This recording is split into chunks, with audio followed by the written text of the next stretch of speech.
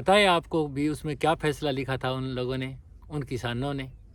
उन्होंने लिखा था कि राजा साहब, आपके नियम और शर्तें हमने इन ब्राह्मण और ब्राह्मणी के मुंह से सुन ली है। इस नगरी में कोई भी आए और जो भी सामान साथ लेकर के आता है, उसके बाद में आपके राज्य की तरफ से उनको मदद मिल जाती है और वो अकूत धन कमाए, कितना ही कमाए, उनको खुली छूट दी जाती है और राजा की पूरी सुरक्षा रहती है। हर तरह से राजा उनका संरक्षक भी होता है। ये आपकी सारी बातें मान ली और नियम और शर्तों में ये लिखा हुआ है कि जब वापिस जाए यहाँ से छोड़कर स्वेच्छा से, तो यहाँ से वो कमाया हुआ धन आदि, धन संपदा आदि कुछ भी वापस नहीं ले जा सकता। जो कुछ भी वो साथ लेकर आया था वही वापस लेके जा सकता है।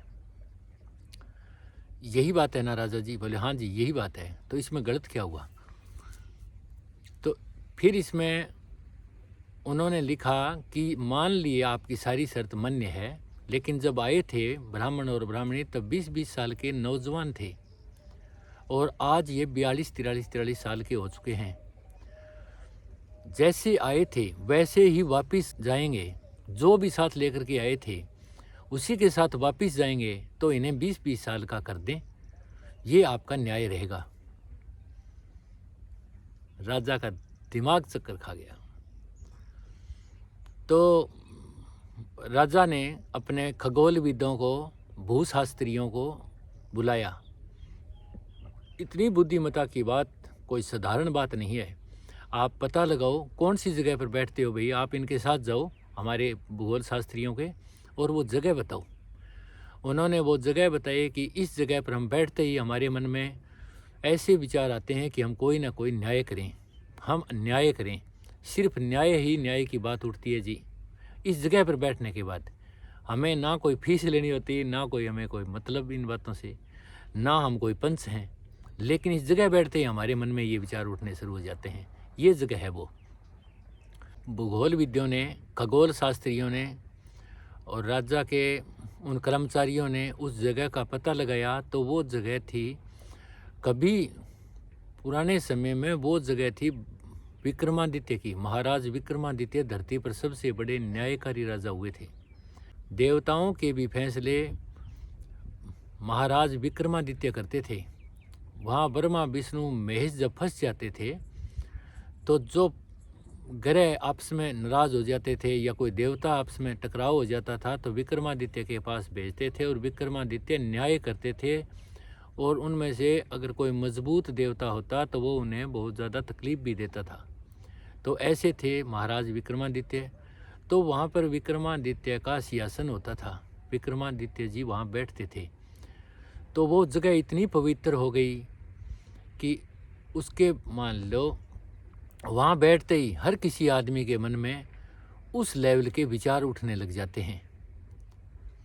तो महाराज खुद उस जगह पर गए, उस सिंहासन को प्रणाम किया और सभी के लिए व्यवस्था में थोड़ा बदलाव किया। तो मेरे किसान भाइयों और मेरी किसान बहन बेटियों, इस कहानी से हमें क्या सीख लेनी चाहिए? ये कहानी क्यों रचना हुई? इससे हमें क्या फ़ायदा होगा? भी एक ब्राह्मण की, महाराजा की और नगरी की बात हमने बताई, लेकिन हमें इस कहानी से सीख क्या मिलती है, इस बारे में थोड़ा समझने की कोशिश करो। नंबर 1, जगह बोलती है। जो जगह हम बैठते हैं वो जगह खुद बोलती है। जिस जगह पर लगातार पाप अन्याय होते हैं वहाँ कोई भी बैठेगा तो उस जगह पर बैठने वाले आदमी के मन में पाप के विचार और अन्याय के विचार आएंगे। ये नोट कर लेना आप, जीवन में काम आएगी बहुत ज़्यादा। दूसरा, जिस जगह पर लगातार न्याय, धर्म, सत्य और ईमानदारी की बात होती है, वो लगातार वो जगह इतनी पवित्र हो जाती है कि कोई दूसरा आदमी उस जगह को खरीद ले और उस जगह पर रहने लगे, तो उस आदमी के मन में, मन मंदिर में लगातार सत्य, न्याय और ईमानदारी का ही विचार उठेंगे। उससे अलग वो सोच नहीं सकता। अगर वो गलत सोचे तो उसके चेहरे पर मायूसी आने लग जाएगी भी ये गलत हो रहा है। जगह खुद बोलती है। आप अपने गांव में देख लेना, आपको सारी बातें समझ में आ जाएगी। आपां गामा में कहाँ कोने के भी यार जगह सिर को है वो आदमी कोई गलत बात कर सकेगी। जगह सिर गया आदमी पर आपा इतो भरोसा हुआ है वो गलत कर भी देनी तो भी आपा वो भी पर शक कौन कर सका भी जगह सिर को आदमी वो कोई गलत बात कर सकेगी, करी कौन सके क्योंकि बात जगह करन कौन दे। तो जगह की बड़ी वैल्यू होती है। हम जिस घर मंदिर में रहते हैं उस घर मंदिर में अगर हम अच्छे विचारों के साथ रहेंगे तो वो जगह बहुत ज़्यादा ऊर्जावान, शक्तिवान और उस जगह का तप अलग हो जाएगा। हम इस धरती पर अपने पिछले कर्मों के साथ आते हैं और नग्न अवस्था में आते हैं, कपड़ा भी साथ नहीं होता। और ये जो नगरी की हमने कहानी बताई है वो पूरी धरती ये नगरी है। हम इस धरती पर आए, हमें सारी व्यवस्था यहाँ मिली है। हम जितना धन कमाना चाहें धन कमा सकते हैं, जितनी सेवा करनी चाहें सेवा कर सकते हैं, जितना लोगों का भला करना चाहें भला कर सकते हैं। हमें सारी सुविधा सभी छूट यहाँ मिली हुई है। और जब यहाँ से हम जाएंगे तो चाहे कितना ही इकट्ठा कर लो वो सारे का सारा यहीं छोड़ करके हमें जाना पड़ेगा। सिर्फ कर्म हमारे साथ जाएंगे। तो इन बातों से ये सीखने वाली बात है। दूसरी हमारी कामयाबी की बात करें, हम किसानों की कामयाबी की बात करें। इसी नगरी के अंदर बिल गेट्स रहते हैं। इसी नगरी के अंदर फेसबुक के मालिक मार्क जुकरबर्ग रहते हैं। इसी नगरी में स्टीव बाग रहते हैं। इसी नगरी में अडानी जी रहते हैं। इसी नगरी के अंदर मुकेश अंबानी रहते हैं।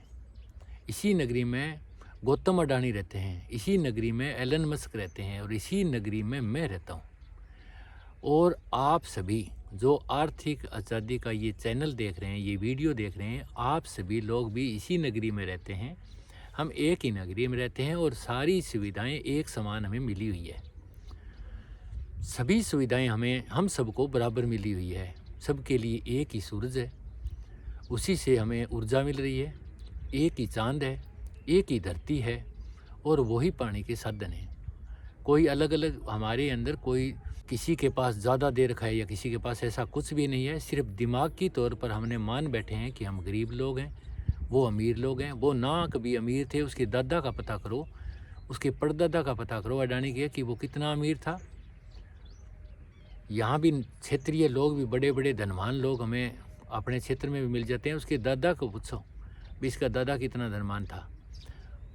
तो खुद के ऊपर डिपेंड करता है। हम किसान साथियों को, किसान बहनों को, किसान बेटियों को, किसान भाइयों को ये बात समझनी है कि हमें भी 24 ही घंटे मिले हुए हैं। हमें भी वही ऑक्सीजन मिली हुई है, हमें भी वो सारे साधन मिले हुए हैं। सिर्फ संकुचित होकर के दिमाग को बस यहीं रोक के रखना कि हम गरीब हैं, हम गरीब हैं। हम गरीब नहीं, हमारे पास वो सारी संभावनाएं हैं कि हम पूरी व्यवस्था बदल सकते हैं और अति धनवान, अति संपन्न हो सकते हैं। ये बहुत ही असाधारण है। थोड़ा सा समझने की ज़रूरत है, होश करने की ज़रूरत है, जागने की ज़रूरत है, अपने आप को चेतना करने की ज़रूरत है। अपने अंदर चेतना जगाओ, ज्ञान की ज्योति जलाओ और ये सारा कुछ आप अपनी आँखों से बदलते देखोगे। और मैं ये वायदा करता हूँ कि मैं 60 वीडियो जब इस चैनल पर चढ़ा चुका हूँगा और जो भी भाई या बहन बेटी वो वीडियो पूरे ढंग से सुन लेंगे और समझ लेंगे तो उनका जीवन बदलना तय है, गारंटी है। बदल जाएगा, अपने आप बदल जाएगा। किसी की ज़रूरत नहीं रहेगी क्योंकि अंदर से जो शक्तियाँ हैं वो काम करनी शुरू कर जाएगी। और अंदर से जब शक्तियाँ काम करनी शुरू कर जाएगी तो पूरे ब्रह्मांड की शक्तियाँ उसका सहयोग करना शुरू कर देगी। वीडियो बहुत लंबा हो गया है तो सभी मेरे किसान भाइयों और मेरी किसान बहन बेटियों, जय हिंद, जय भारत। धरती माता की जय, अन्नदाता की जय, हमारे किसान मसीहा सर छोटू राम जी की जय, हमारे सुप्रीम अन्नदाता भगवान विष्णु जी की जय, विष्णु विष्णु तू भण रे प्राणी, विष्णु विष्णु तू रट रे प्राणी, विष्णु विष्णु तू जप रे प्राणी, विष्णु विष्णु तू बोल रे प्राणी। विष्णु की कृपा आपके घर में बरसने वाली है। जय हिंद, जय भारत।